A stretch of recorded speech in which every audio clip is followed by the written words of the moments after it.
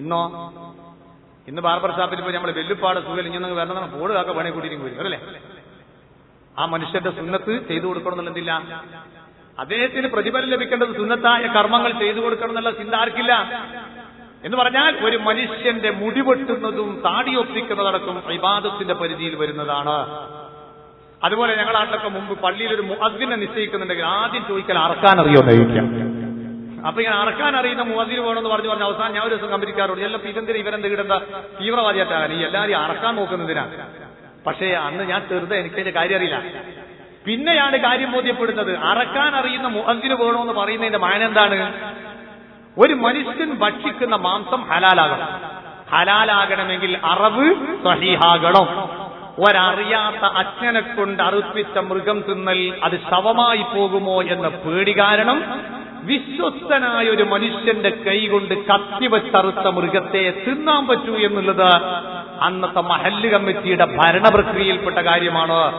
അത് നടപ്പിൽ വരുത്താൻ പോലും ശ്രമിച്ചവരായിരുന്നു ആര്?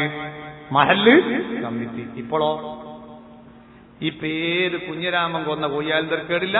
നമ്മൾ ബിസ്മില്ലാഹിർ റഹ്മാനിർ റഹീം ഇട്ടേക്ക് തന്നെ ചെറുത് തൊട്ട് വലുത് വരെ. മല്ലൂര് നിർത്താനില്ല, അടുത്ത പരിപാടി അതിന്റെ ഇടയിൽ നമുക്ക് ഭക്ഷണം കഴിക്കണമല്ലോ. അപ്പൊ ഇരിക്കട്ടെ, ഞാൻ പറഞ്ഞു വരുന്നത് ഇത്രത്തോളം ഒരു മനുഷ്യന്റെ താഴേക്കിടയിലുള്ള വിഷയം തൊട്ട് മേൽത്തട്ടിലുള്ള പ്രശ്നങ്ങളിൽ പോലും ഇടപെടേണ്ടിയിരിക്കുന്ന ഒരു സംവിധാനമാണ് ഏത്? മഹല്ല് സംവിധാനം. അപ്പൊ മഹല്ല് കമ്മിറ്റിയുടെ ഉത്തരവാദപ്പെട്ട ആളുകൾ ഇനിയിപ്പോ ഇതെല്ലാം കേട്ടിട്ട് വേഗം ഒരു ജനറൽ ബോഡി വിളിച്ചിട്ട് ഉള്ള പ്രസിഡന്റ് ഒഴിവാക്കിയിട്ട് പുതിയ പ്രസിഡന്റ് തന്നെ കുഴപ്പമുണ്ടാക്കാനല്ല.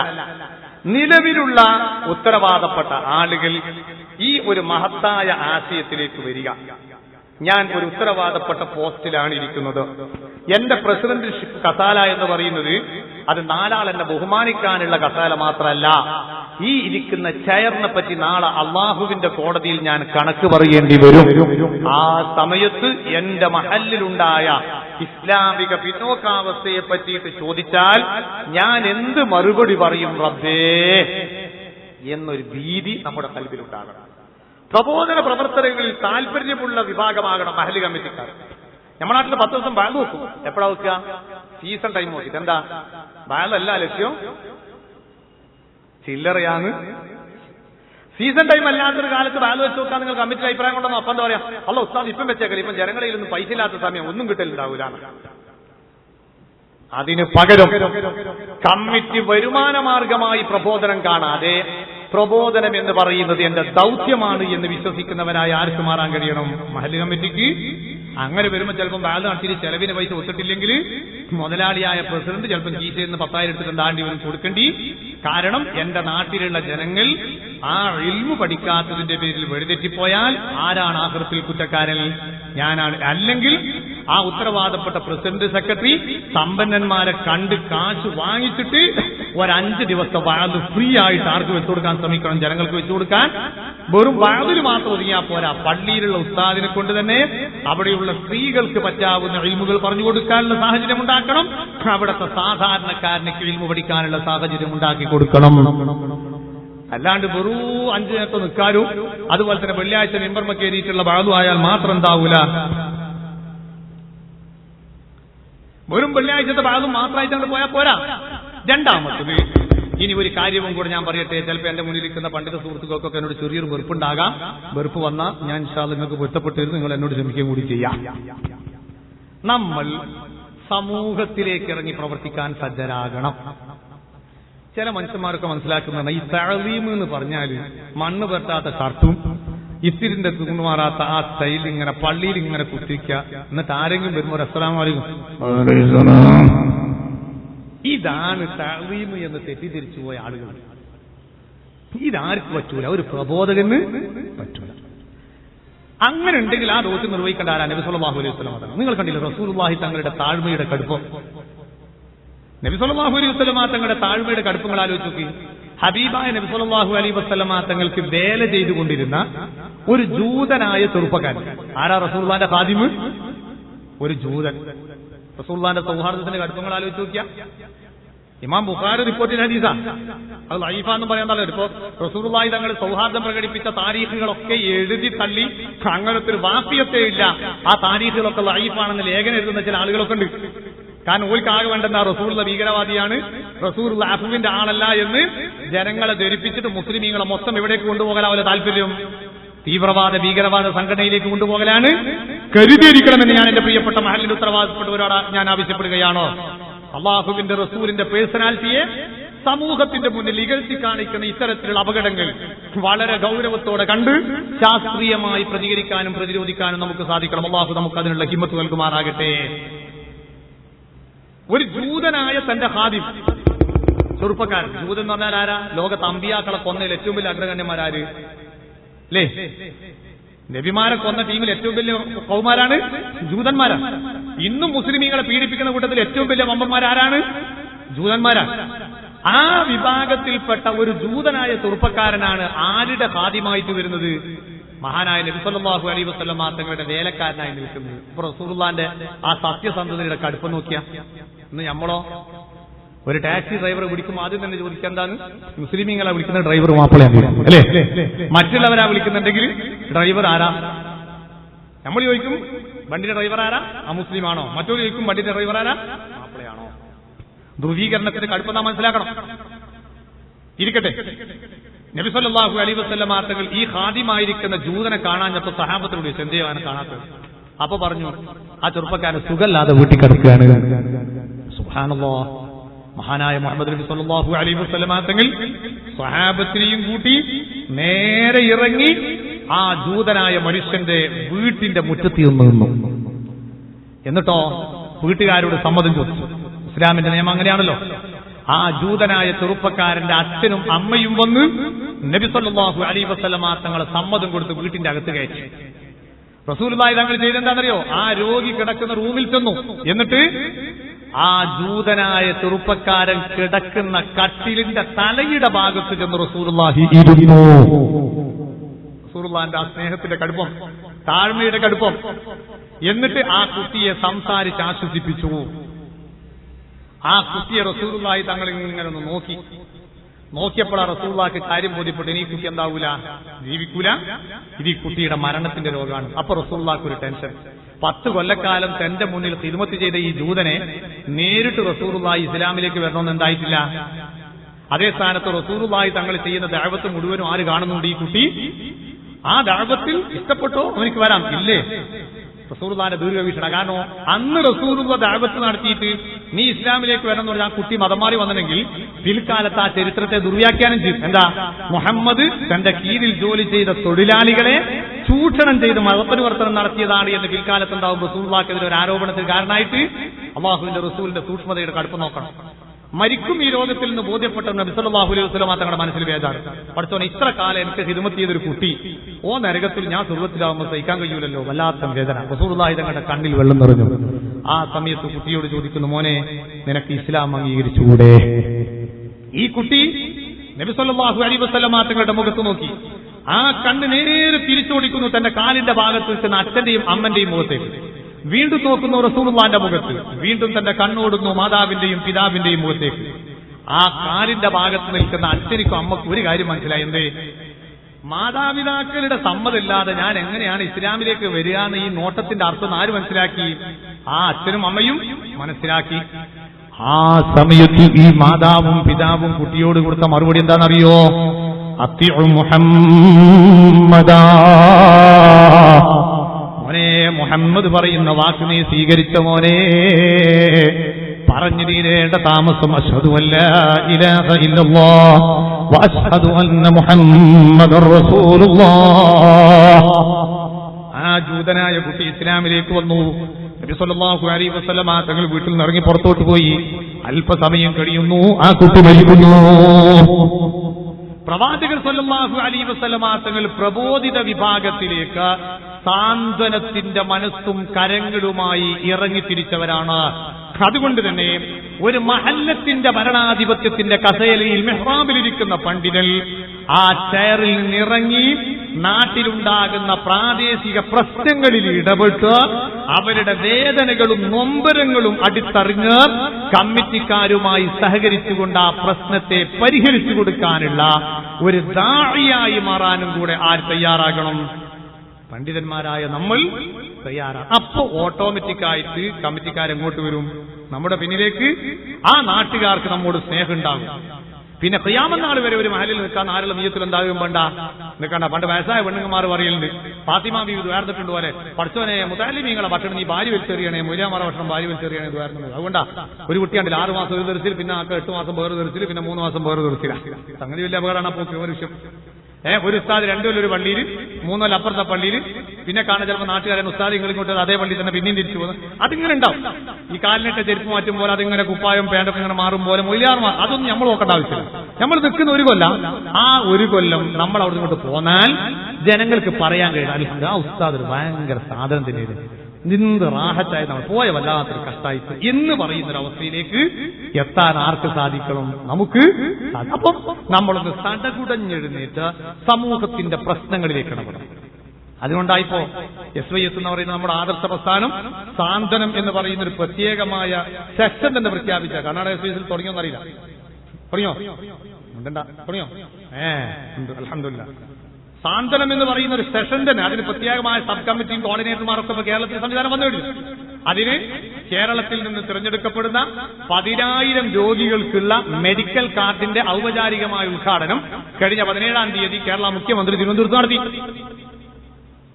10,000 രോഗികളെ തെരഞ്ഞെടുത്തുകൊണ്ടുള്ള അവരുടെ മെഡിക്കൽ കാർഡിന്റെ വിതരണം അത് തുടങ്ങിയതിനപ്പുറം ഒരു കൊല്ലം കൊണ്ട് 10,000 രോഗികൾക്കുള്ള സ്വാതന്ത്ര്യം നൽകുന്ന അത് നമുക്ക് പ്രാദേശിക തലത്തിൽ സംവിധാനിക്കാം. ഇപ്പൊ SYSന്റെ മെമ്പർഷിപ്പ് ക്യാമ്പയിൻ നടക്കാൻ തോന്നും അല്ലേ?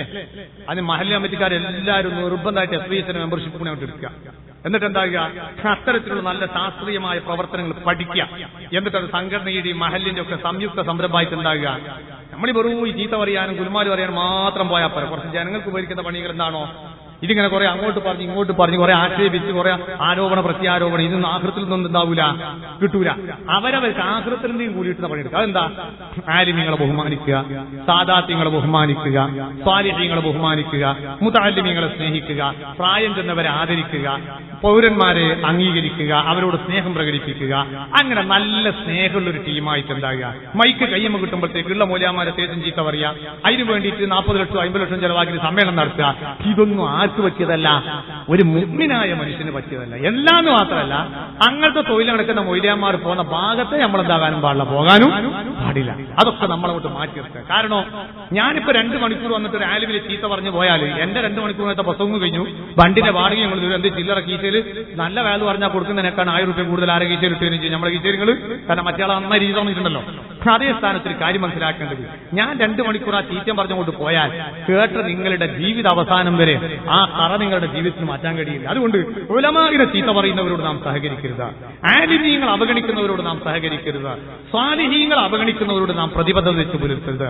അങ്ങനത്തെ വിഭാഗം വരുമ്പോൾ ശരി ഉസ്താദെ നിങ്ങൾ വന്നോ വാല് പറഞ്ഞോ ഗ്രൂപ്പോ മറ്റു പ്രശ്നങ്ങളോ പറഞ്ഞു ഞങ്ങളുടെ നാട്ടിൽ ഫിത്ന നിങ്ങൾ ഉണ്ടാക്കരുത്, അതിന് സൗകര്യം ഉണ്ടെങ്കിൽ വരിക, ഞങ്ങൾ പരിപൂർണ്ണ സ്വീകരണത്തിലാണ്, ഇല്ലേ അസ്സലാമു അലൈക്കും വേറെ സ്ഥലത്ത് വെച്ച് നമുക്ക് കാണാമെന്ന് മാത്രം പറഞ്ഞേക്കാം.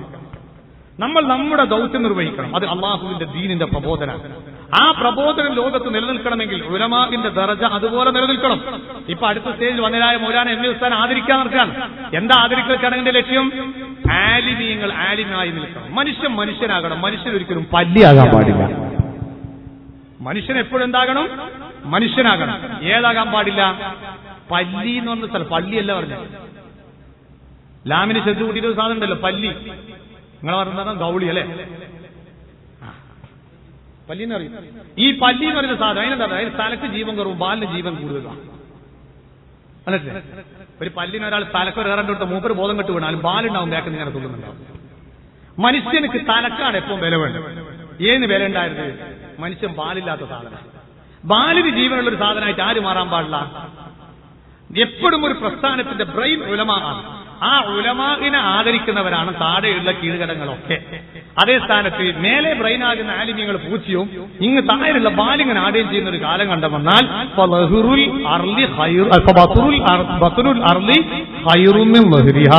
പഠിപ്പിച്ചതാ. അന്ന് ജീവിക്കുന്നതിനേക്കാണ് നല്ല എവിടെ പോക്കാൻ നല്ലത്? മണ്ണൂരേക്ക് പോക്കാണ് നല്ലതെന്ന് നബി സല്ലല്ലാഹു അലൈഹി വസല്ലം പഠിപ്പിച്ചതാണ്.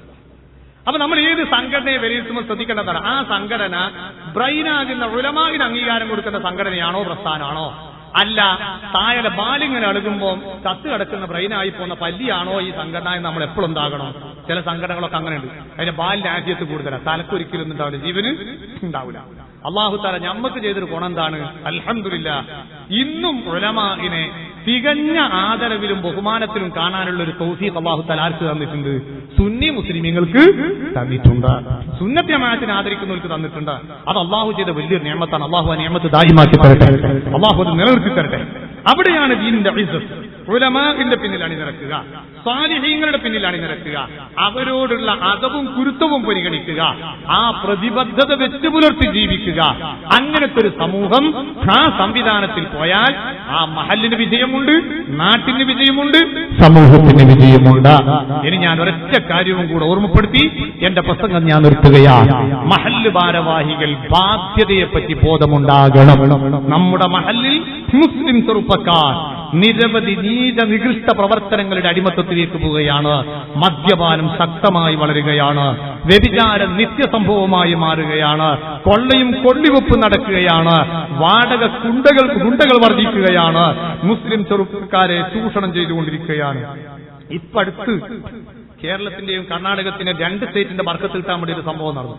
കർണാടകത്തിൽ നിന്നൊരു ബംഗാളി പെണ്ണ് കേരളത്തിലേക്ക് വരാൻ വേണ്ടിയിട്ട് വാഹനം കാത്തുനിന്നപ്പോ അതുവഴി വന്ന ഒരു ലോറി, ആ ലോറി ഡ്രൈവർ നിർത്തിയിട്ട് ആ ബംഗാളി പെണ്ണിനെ വണ്ടി കയറ്റി. സുഖമായി വണ്ടിയിലുള്ള 4 ചെറുപ്പക്കാർ ബലാത്സംഗം ചെയ്തു, ഡ്രസ് അടക്കം അഴിച്ചു മാറ്റി നഗ്നയാക്കി റോട്ടിലേക്ക് തള്ളി. ഇന്ന് കണ്ണൂർ ഗവൺമെന്റ് ഹോസ്പിറ്റൽ മെന്റൽ വിഭാഗത്തിൽ ട്രീറ്റ്മെന്റിലാണ് ആ ചെറുപ്പക്കാരി. വളരെ വേദനയോടെ പറയട്ടെ, ഭൂരിപക്ഷം ആർക്കാണെന്നറിയോ? മുസ്ലിമീങ്ങളാണ്. ആ നീചകൃത്യത്തിലും ഭൂരിപക്ഷം ആർക്കാണ്? മുസ്ലിം നാമധാരികൾക്കാണ്. നമ്മുടെ സമൂഹത്തിന്റെ അധപ്പതത്തെ പറ്റി ബോധപ്പെടുത്തണം. ആ ചെറുപ്പക്കാർ ജീവിക്കുന്ന നാട്ടിൽ മഹല്ല് കമ്മിറ്റിയുണ്ട്.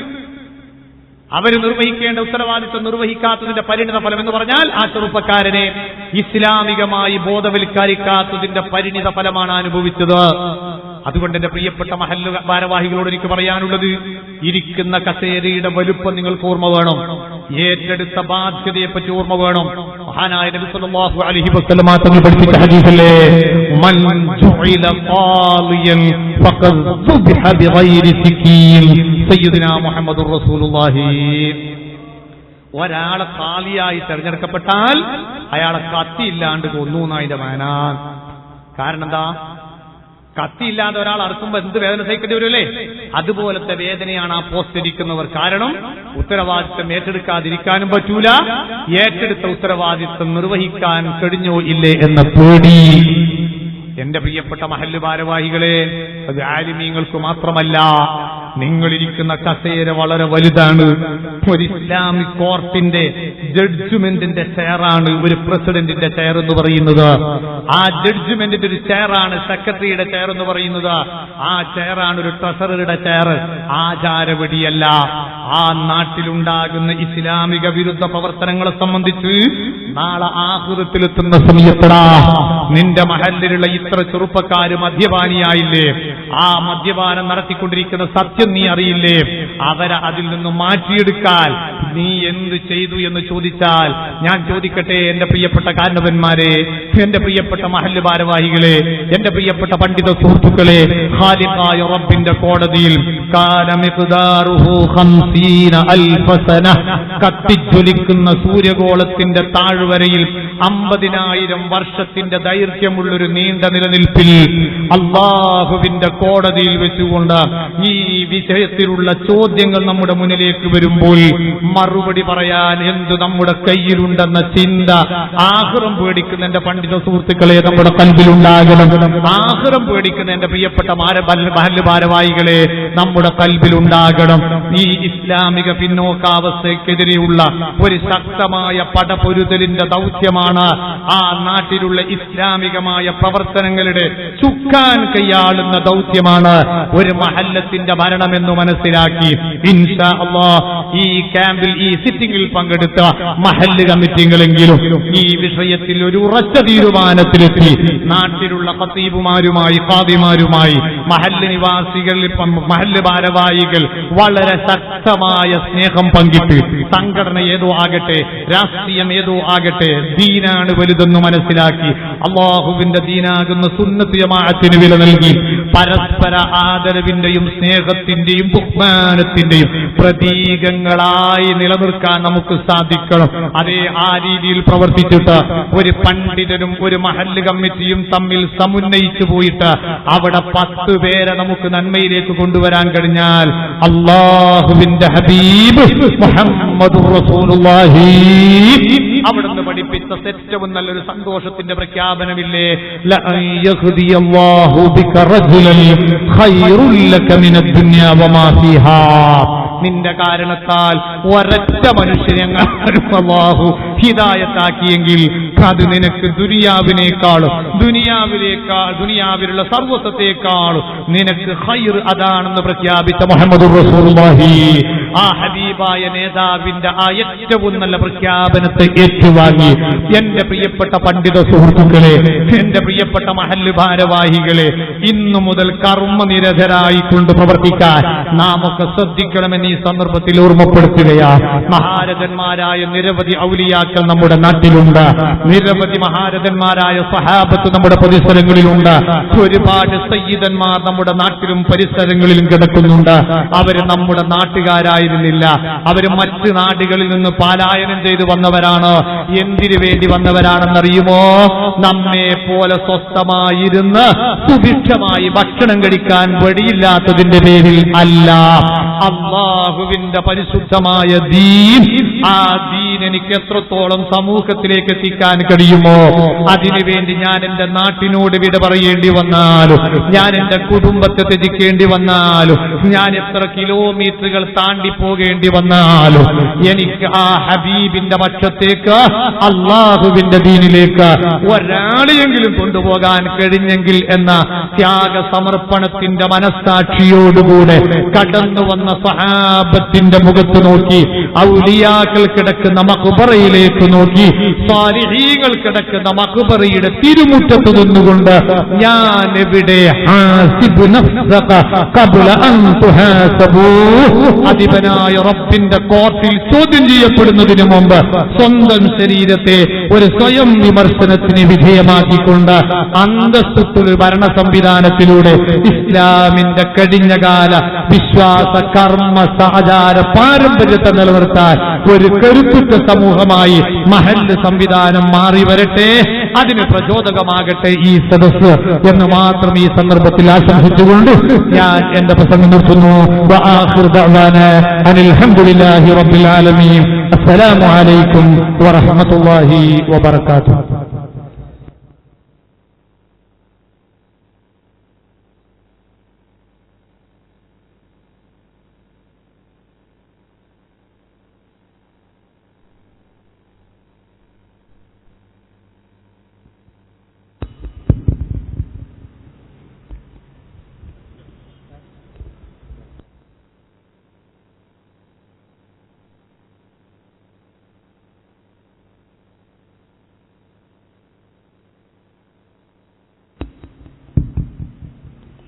പഴശ്ശി ഉസ്താദറും എല്ലാവരും SOS മെമ്പർഷിപ്പ് ഫാറം